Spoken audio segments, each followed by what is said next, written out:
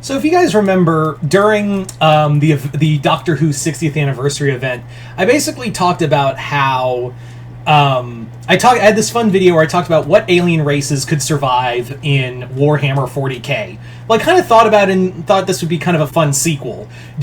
Basically talking about what Star Trek aliens I could see surviving in the Warhammer universe. So as always, it's just my personal opinion. I don't think I'll be doing a third one with Star Wars or anything. This was really just Doctor Who and Star Trek, and that was really it. So this is the sequel to that. Anyway, so yeah, now a few things. I'm going to be ranking these from 6 races that I could see from less survivability to the ones who could probably may even be able to take over the whole Warhammer universe. So there's a lot of races. So we're not going to include the Q or the Andorians or any others. I picked out the 6 most viable from least viable to most viable. Also, we're not going to include the Federation, since it's a mix of multiple alien races and we're just focusing on singular. Well, there's one faction, but it'll make sense in a bit. But I already talked about like the Federation and what I would think of the Warhammer universe, so I decided not to count that. So we won't have the Federation in here. We will have a kind of Federation in here. Hint, hint. Anyway, so let's get started with the one who would probably ranking them from ones who'd probably get wiped out to they might take over the universe. So let's start at the bottom of these races, and that is sadly the Vulcans. There's no way the Vulcans could survive in the world of Warhammer. They'd probably be wiped out by someone, because let's just say like the Zephyr Cochrane group the Vulcans that Zephyr Cochrane encountered ages ago when the Vulcans saw the warp ship. Now imagine them coming down to Earth, to Terra, in the Warhammer universe. They'd be immediately killed as Xenos, and their ship would be destroyed. That's how it would be. The Vulcans' logic has no meaning in a universe of war. There is no logic here. The Vulcans, while they do have powerful ships, and they have shown that they can hold their own against the Romulans, the Klingons, and even the Cardassians, the problem is they depend on logic and philosophy more than anything else. There's no strict Vulcan military. They would try to reason with the Imperium, or the Necrons, or the Orcs, and there is no reasoning with these races. They could probably survive if they united with the Tau. Honestly, the Vulcans could probably have some survivability if they united with the Tau. But other than that, there is literally nothing they could do to survive. They would get exterminated so hard. That sounded a little dirty. Anyway, so there you go. Now moving on to our next race. And that is, now I'm going to have to do some explanation for this one, the Romulans. But Multi, I hear you say. The Romulans are a military force. They are built on, warfare and whatnot. That's where you'll be a little wrong. While the Romulans do have a stronger military than the Vulcans, the problem is that they are built more for stealth warfare and espionage. These ships, while I do think Romulan warbirds and the Romulans' cloaking technology on a whole would probably give them a strong edge in spacefarer combat, that's nothing compared to what they're going to encounter on the ground. Romulan soldiers, while they are well-trained, and I do see them handling their own in espionage and whatnot, hell, I could easily see them, sneaking their way, and pretending to be human, and sneaking their way all the way to the God Emperor's court, and, messing with the Primarchs and whatnot, but there's little you can do, because when a Romulan soldier beams down to a planet to try to claim it for the Romulan Empire, they're going to be met with a 12-foot-tall, very angry, very well-armed person who is going to curb stomp them. The Romulans don't really like to engage in ground warfare. Space warfare, I could totally see them hold their own against several ships.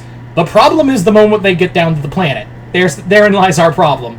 Because I don't think a Romulan soldier is going to be mentally prepared to... I don't care what kind of conditioning the Tal Shiar are going to put you through. You are not mentally prepared to see your buddy get anally destroyed by a chainsaw sword.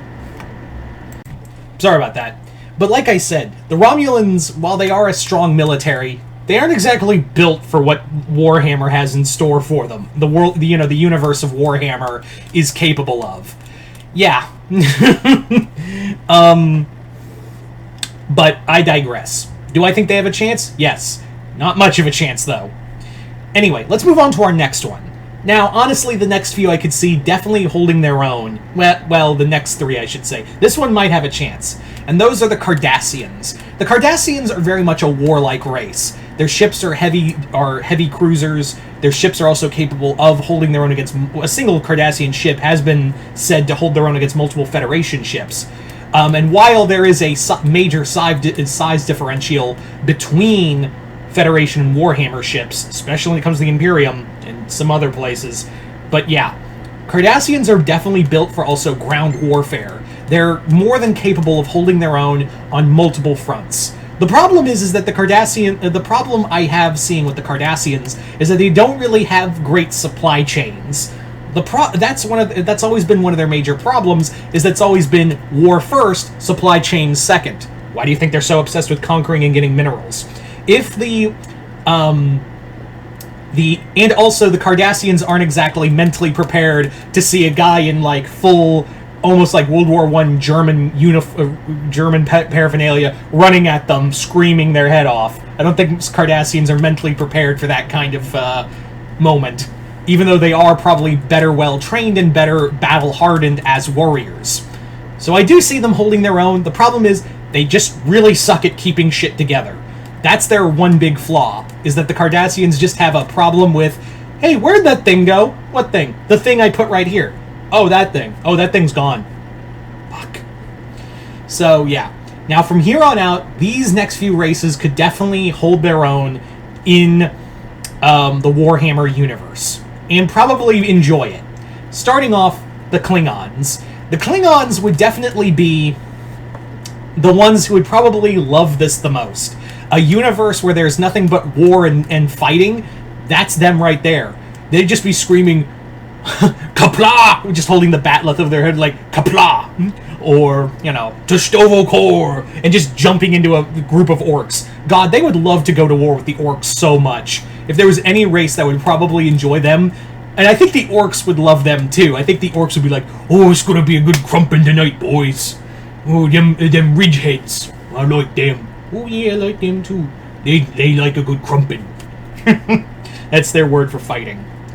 But yeah, the Klingons have the weaponry, they have the battle tactics, and the ships and firepower to probably carve out a good number for themselves.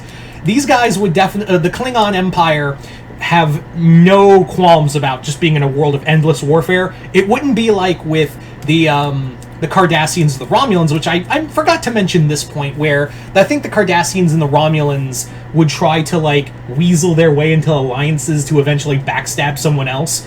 That's not going to happen here. The Klingons are going to be like, oh, you want to fight? Well, fuck you, I'll fight you. I'll fight you. I'll fight myself.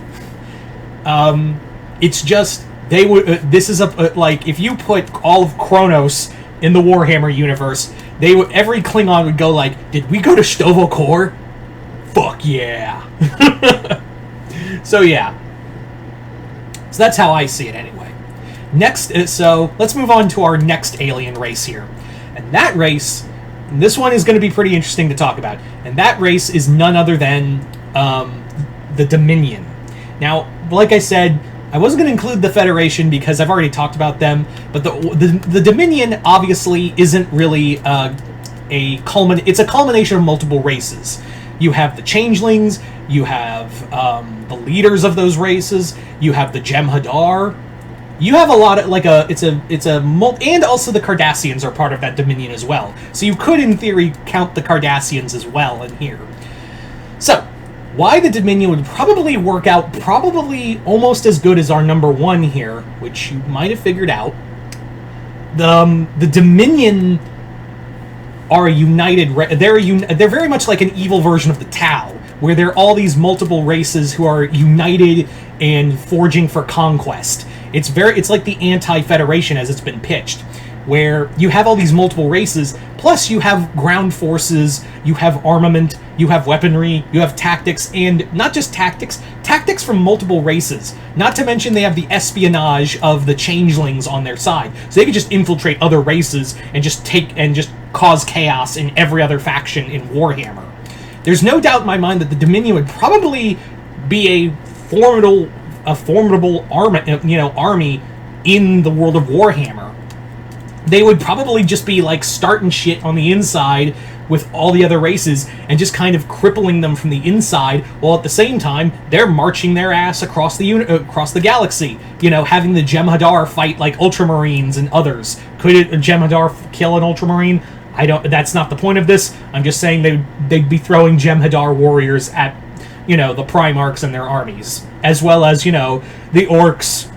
And also, I have no doubt in my mind the Dominion would probably be very touchy-feely with chaos. I have no doubt in my mind the Dominion leaders would be like, "Is that Nurgle guy?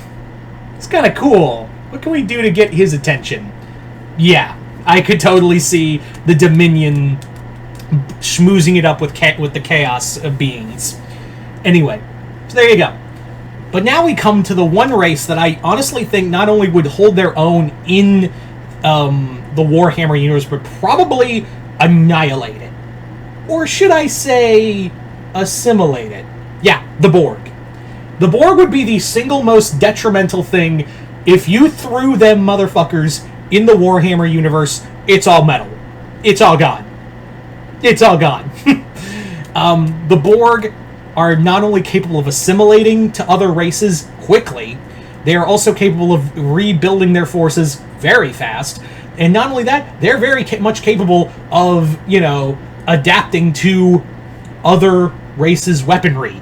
Now, I don't know if they could adapt to like a bolter gun or one of the chainsaw swords or a hammer to the face, but they're probably going to adapt very quickly to other weapons. Not only that, they'll probably assimilate other races, and God help us if they, like, encounter the Necrons. Could you just imagine the Borg and the Necrons fusing together, or coalescing together? That's a horror show in of itself. So yeah, of all the races, the Borg would just be a wildfire in the Warhammer universe. It would just be the Borg would just be like a plague that would spread like wildfire throughout the Warhammer universe. So yeah, but that's just my opinion. So there you go, guys. That is pretty much the 6 Star Trek races I could see in the Warhammer universe. You guys tell me in the comments below, where do they rank for you, and how do you think they would survive? Just comment below, let me know. Once again, hope you all enjoyed this. I'm Mr. Multiverse. I'll see you next time, the Multiverse.